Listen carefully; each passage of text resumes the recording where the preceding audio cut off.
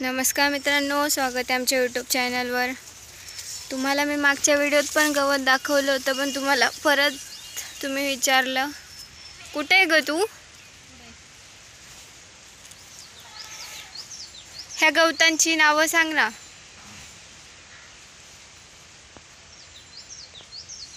हे बघा, शेणाला कापले आताच। तेच म्हणलं मम्मी गवत कापायला आलेली आहे, तर व्हिडिओ काढून दाखवावा। कमेंट मी सगळ्या वाचते। चप्पल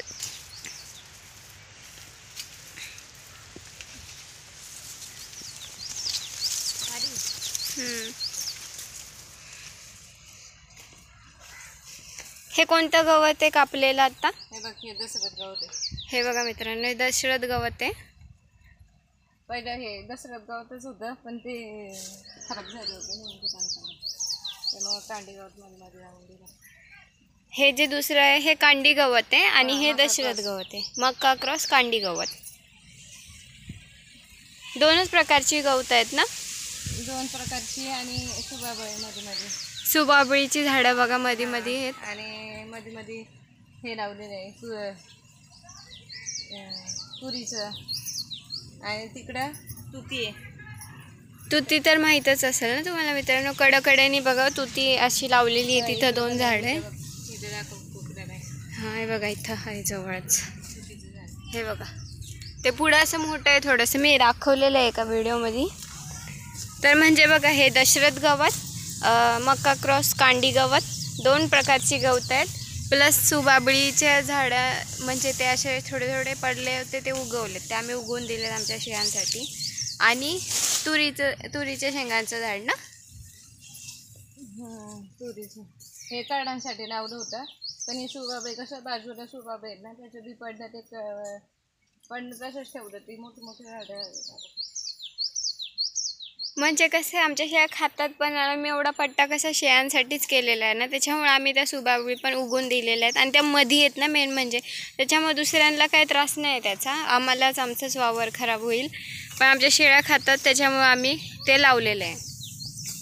तर मित्रांनो, जर तुम्हाला माहिती आवडली असेल, तर अजून तुम्हाला माहिती पाहिजे असेल, तर हे दशरथ गवताचं बी आणून कसं लावलं होतं। ते गरम पाण्यात ते उकळायचेत बी, आणि म्हणजे रात्री उकळायचेत ना, आणि ते रात्रभर सुके करून लावायचे। सरीवर लावलं होतं, पण आता हे झालं, ते म्हणजे कापत कापत ते आपोआप उगवत आहेत। सरीवर लावलं होतं, पण हे तुडू जास्त झाले ना, मग ते परत ते बी पडून आले नाही। हे मित्रांनो, लावलेलं मिळालं।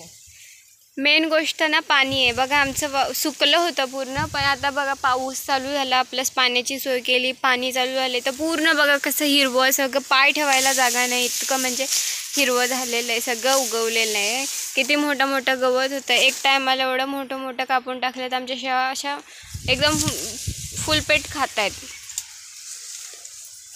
तर म्हणजे तुम्हाला पण असं शेळ्यांना जागच्या जागी थोड्याशा ह्याच्यात करायचं आहे ना, तर हे खूप छान प्रकारचे गवत आहेत, आणि शेळ्या खातात पण, खूप आवडीने खातात।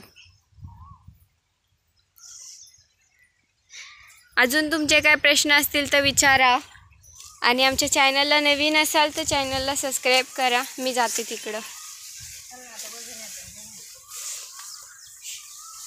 तुला अजून कापायचं असेल ना, तिकडे आळूची पाने वगैरे लावलेलं दाखवते ना। बघा मित्रांनो, खाली पाय ठेवायला पण जागा नाही, असं इतकं म्हणजे उगवलेलं आहे चांगलं, हाताला खाज येते पण।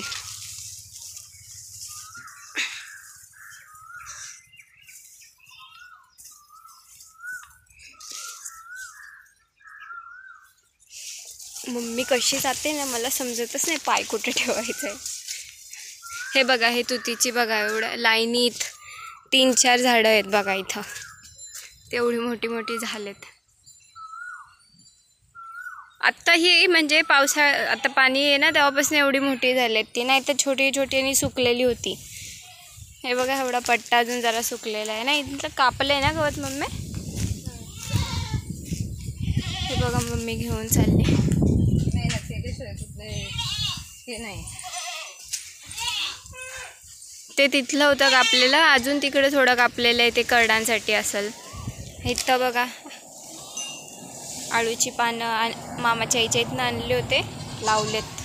तिथं शेळ्या होत्या ना आमच्या, तिथं पण लावले होते, खूप मस्त झाले होते ते पण. आता आम्ही हे टाकलं ना, हे काय मुरम टाकलं, त्याच्यामुळे आता ते खराब झालेत.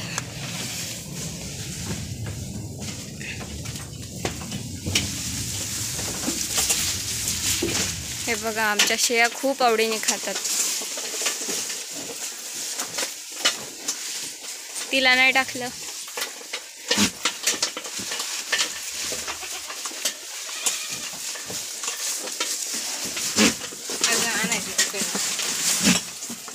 ही बघ कशी आत घुसतीये नुसती.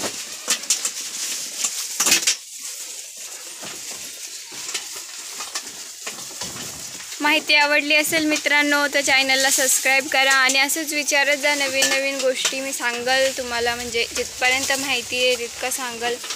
आणि तुम्हालाही ज्या ज्या नवीन नवीन गोष्टी माहिती आहेत त्या आम्हाला सांगण्याचा प्रयत्न करा. आम्ही आमच्यात अजून सुधारणा करू. आमचं जे चाललेलं आहे चांगल्या रूटवर चाललेलं आहे, अजून थोड्या चांगल्या रूटवर नेण्याचा प्रयत्न करू.